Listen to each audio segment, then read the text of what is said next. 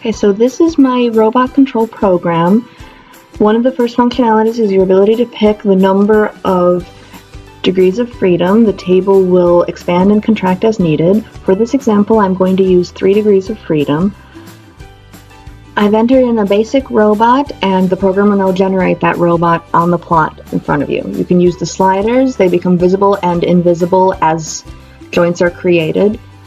In order to create a working envelope, you need to input which joints to use, up to 3 joints. This is generated using forward kinematics and a scatter plot function. As you can see, this particular working envelope is created using all 3 joints.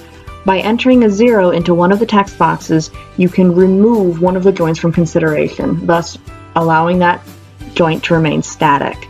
This allows you to create a working envelope for a robot where one joint remains static and the other joints are mobile.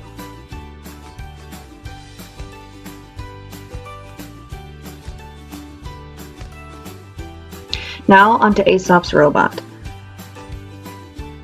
I've entered in all of the parameters given for Aesop's robot. This robot, just like before, is controlled by the sliders available across the bottom. To enter a working envelope, I've chosen joints 1, 3, and 5 because they seem to have the most impact on the working envelope directly. Just like before, if needed, you can create a working envelope using specific joints as wanted. So right before you can see I've created 2 6-joint robots. In one of the joints, the alpha has changed by 0.5 rads.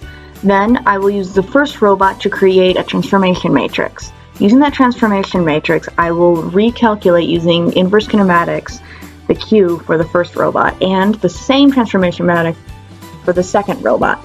As you can see, the 2 Qs are dramatically different.